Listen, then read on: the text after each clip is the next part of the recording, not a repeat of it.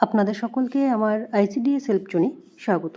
আপনারা জানেন পোষণ ট্র্যাকার অ্যাপসটি আবারও আপডেট দিয়েছে 25.2.1 ভার্সন, এবং এই ভার্সনে মূলত 6খানা আপডেট কিন্তু দিয়েছে। তার মধ্যে থেকে 3টে ভীষণ গুরুত্বপূর্ণ আপডেট, যেটা আপনাদের ভীষণভাবেই কাজের সঙ্গে জড়িত।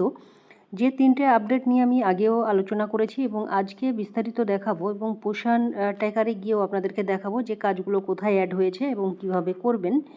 যেমন এখানে রিক্যাপচারের একটা অপশন দিয়েছে, এবং নন আধার যারা রয়েছে তাদের ইকেওয়াইসি ফেস ভেরিফিকেশনের কথা বলা হয়েছে, এবং আভা আইডি অটো ডিসেবলের কথা এখানে রয়েছে। তো এই 3টে বিষয় একদম আমি পার্ট করে আজকের ভিডিওতে দেখাবো, তো অবশ্যই ভিডিওর সঙ্গে থাকবেন এবং ভিডিওটি প্রচুর শেয়ার করবেন। অনেকেই বলেছেন এই যে আভা আইডি অটো ডিসেবল করা হয়েছে, সেটা নিয়েও বিস্তারিত কিন্তু আজকে আলোচনা করব। তো আমরা প্রথমেই পোষণ ট্র্যাকার অ্যাপসে চলে যাব, এবং পোষণ ট্র্যাকার অ্যাপসে গিয়ে আমরা পরপর দেখে নেব। যেটা আপনারা দেখেছেন যে ফেস রিক্যাপচারের যে অপশনটি রয়েছে, সেই ফেস রিক্যাপচার কিভাবে করবেন, বা এই যে রিক্যাপচার কিসের জন্য দেওয়া হয়েছে। ধরুন যেসব স্টেটে টিএইচআর দেওয়া হয়, সেই স্টেটে ধরুন আজকে আপনি ধরুন কোনো বেনিফিশিয়ারির ফটো ক্যাপচার করে রাখলেন, ফেস ভেরিফিকেশন করে রাখলেন, তারপরে হয়তো দেখা গেল যে তারপরে আপনি তাকে খাবার দিতে যাচ্ছেন, সেই ক্ষেত্রে কিন্তু তার ফেসটা ভালোভাবে ক্যাপচার করা যাচ্ছে না, বা যখন তার লাইভ ফটো তুলছেন তখন কিন্তু যে ফটো ক্যাপচার করা রয়েছে বা আপনার পোষণে আছে আগে তুলে রেখেছেন, সেই ফটোর সঙ্গে এখন যে প্রেজেন্ট ফটো, বর্তমান যে ফটো, সেই ফটোর সঙ্গে কিন্তু তার ফেস মিলছে না। সেই ক্ষেত্রে আপনারা কিন্তু মাসে আপনারা একবার করে রিক্যাপচার করে রাখতে পারেন। হয়তো যখন ফটো তুলেছেন আপনার ক্যামেরা খারাপ ছিল, সেই ফটোর সঙ্গে যখন আবার ফটো তুলতে যাচ্ছেন সেই ফটোর সঙ্গে মিলছে না। তাহলে কি আপনারা এখন আপনাদের যদি মনে হয় যে আবার আমরা আরেকটি ফটো তুলে রাখবো নতুন করে, সেই ফটোও কিন্তু আপনারা তুলে রাখতে পারেন। তো সেই অপশানটি কিন্তু প্রথমে বলা হয়েছে যে রিক্যাপচার অপশান কিন্তু অ্যাড করা হয়েছে, অর্থাৎ আপনারা চাইলেই বেনিফিশিয়ারির ফেস ক্যাপচার আবার করতে পারবেন, এবং সেটা কিন্তু আপনারা পোষণে সেভ করে রাখতে পারবেন। আপনারা জানেন ফেস ক্যাপচার করলে সেই ফটো কিন্তু আপনারা এই যে উপরের দিকে বাঁ দিকে সেখানে সেভ হয়ে থাকে, এবং এই যে বেনিফিশিয়ারি তার কিন্তু অলরেডি ফেস ক্যাপচার হয়ে রয়েছে। আপনাদেরকে আমি দেখাচ্ছি ব্যাকে গিয়ে। এখানে দেখুন এই যে ফেস ক্যাপচার, এখন এই যে ফেস ভেরিফিকেশন সেখানে টিক রয়েছে, এবং রিক্যাপচারের অপশানেও কিন্তু একটা অপশান কিন্তু দিয়েছে, অর্থাৎ আপনি চাইলেই আবারও কিন্তু এই বেনিফিশিয়ারির ফেস ক্যাপচার দ্বিতীয়বার করতে পারবেন। তবে আপনাদের খুব একটা দরকার হবে না, কারণ আপনারা টিএইচআর দিচ্ছেন না। টিএইচআর দিলে কিন্তু তাদের কিন্তু এইগুলো খুব দরকার হবে।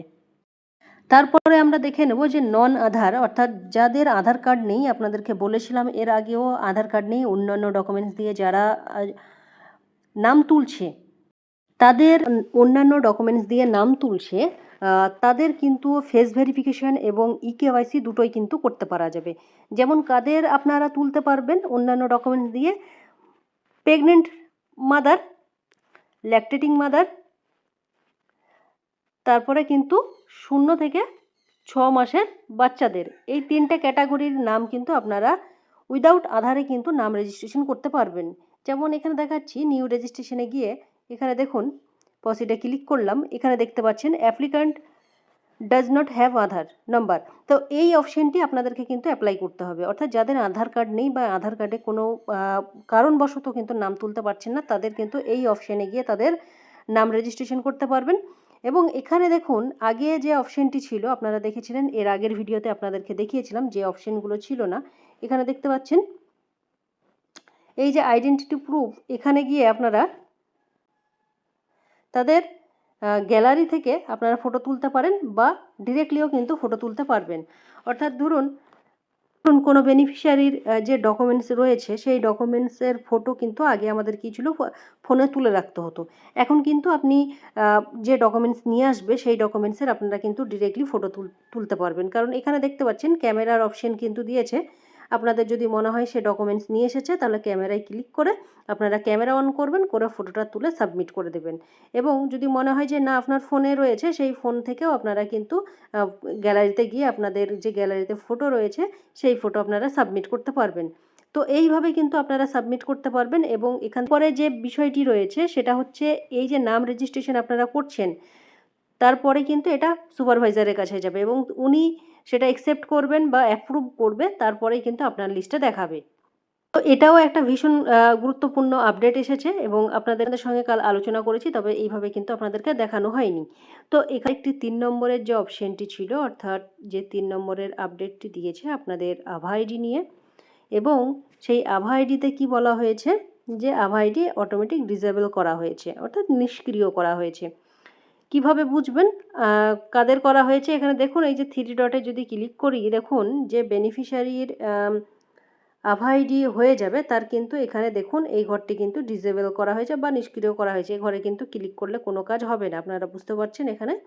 এবং দেখুন অন্যান্য বেনিফিশিয়ারি যাদের আভা আইডি করা নেই তাদের কিন্তু ঘরে ক্লিক করলে দেখুন আভা আইডির যে অপশন রয়েছে ক্রিয়েট রিটাইপ আভা, সেই অপশনটি কিন্তু অ্যাক্টিভ আছে, অর্থাৎ অন আছে। এবং যাদের আভা আইডি হয়ে গিয়েছে তাদের কিন্তু দেখবেন এই অপশানে কাজ করবে না। তো এটাই কিন্তু মূলত এই আপডেটটি এসেছে। এবং তার আগে আপনাদের যে 3টে অপশন আছে, একটি টিএইচআরের জন্য, সেটা আমরা টিএইচআর দিই না। এবং তারপরে আপনাদের এসএস যে অ্যাপ্লিকেশন রয়েছে বা পোষণ টাকার সাপোর্টিভ সুপারভিশনে কিছুটা আপডেট দিয়েছে, পেজ সাদা হয়ে যাচ্ছিল। এবং 6 নম্বরে যে অপশনটি ছিল সেটা হচ্ছে আপনাদের কাজ যাতে সুন্দরভাবে হয় সেটা কিন্তু করা হয়েছে। তা মূলত এই 6টি আপডেট এই ভার্সনে দিয়েছে এবং 3টে যে আপডেট রয়েছে, 3টে আপডেট ভীষণ গুরুত্বপূর্ণ। প্রথম থেকে যে 3 নম্বর আপডেট রয়েছে সেই 3টে আপডেটই ভীষণ গুরুত্বপূর্ণ আপনাদের কাজের ক্ষেত্রে। তো আপনাদের যে অন্যান্য ডকুমেন্টস রয়েছে বেনিফিশিয়ারি, তা দিয়ে নাম তুলতে পারবেন, তাতে কিন্তু কোনো সমস্যা রইল না। এবং এইচসিএম এর ক্ষেত্রেও কিন্তু আপনারা দেখেছেন যে জটিলতা ছিল সেটাও কিন্তু মিটে গিয়েছে, অর্থাৎ অন্য ডকুমেন্টস দিয়ে নাম রেজিস্ট্রেশন করলে তাদের এইচসিএম দিতে যে সমস্যা ছিল সেটাও কিন্তু মিটে গিয়েছে। আপনারা দেখেছেন, আমি আগের ভিডিওতেই এটা নিয়ে আলোচনা করেছি। তো ভিডিওটি আপনারা শেয়ার করবেন। সকলে সুস্থ থাকবেন, ভালো থাকবেন, ধন্যবাদ।